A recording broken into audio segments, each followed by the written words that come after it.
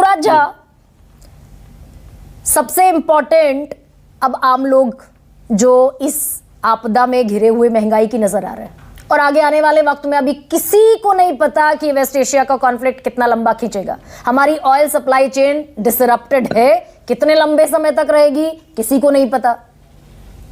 तो ये precautionary major सरकार ले रही है तो क्या गलत कर रही है भाई?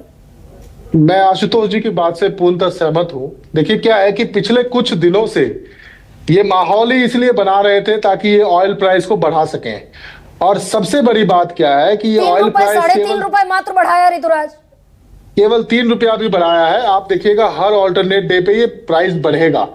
कारण क्या है कि सरकार लगातार जनता से झूठ बोल रही है, जनता की आंखों में धूल झोंक रही है और सच नहीं बता रही है, और लोगों को हमेशा गुमराह कर रही है। जबकि हमको रशिया से ऑयल सस्ता में मिल रहा था, लेकिन ऐसी क्या मजबूरी है कि अमेरिका के दबाव में हम अपने जो है सो पुराने दोस्तों को भूल रहे हैं, हम लोगों का हित भूल रहे हैं, क्योंकि हमारे लिए दोस्त का हित ज्यादा जरूरी है। आज उसकी वजह से हम पूरे जब देश कहते हैं भाई रशिया भी अब रशिया भी इंटरनेशनल क्रूड जो क्रूड प्राइस है उसी के हिसाब से तेल देगा ना भाई। तब था ₹64 ₹65 डॉलर पर बैरल, अब नहीं है। आपने क्यों लेना बंद किया? आप अमेरिका के दबाव में क्यों गए? ऐसी क्या मजबूरी है?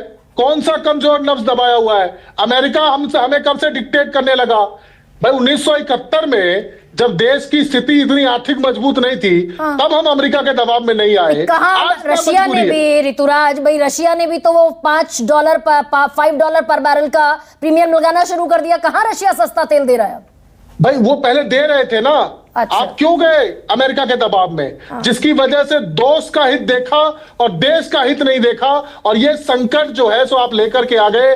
जब कोरोना में $30 प्रति बैरल मिल रहा था तो लोगों को बेनिफिट नहीं दिया। अच्छा दो ठीक है, बहुत छोटा ठीक है ऋतुराज, पर में आप लोगों को मतलब कुल मिलाकर ये फॉरेन पॉलिसी से भी जुड़ता है, ये फॉरेन पॉलिसी से भी हम जोड़ देते हैं। सुप्रिया, बहुत छोटा सा जवाब, और फिर जफर साहब बहुत छोटा सा। देखिए गरिमा जी, हम ऑयल मार्केटिंग कंपनी का लॉसेस डिस्कस कर लेंगे, हम वैश्विक स्थिति डिस्कस कर लेंगे, हम सब कुछ डिस्कस कर लेंगे।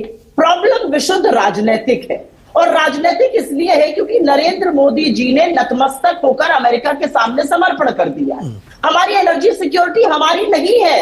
आज अगर रशिया से हमें तेल खरीदना है, 16 तारीख को वो मोहलत खत्म हो रही है जो अमेरिका ने हमें दी थी, तो हम अमेरिका के सामने गिड़गिड़ा रहे हैं। बताइए हुजूर, तेल और खरीद ले कि ना खरीद ले? ये कॉम्प्रोमाइज प्रधानमंत्री। अच्छा, राजनीतिक प्रॉब्लम में जाते-जाते ठीक है सुप्रिया, ठीक है समय कम है Supriya, I am really sorry, ठीक है सुप्रिया समय कम है। जफर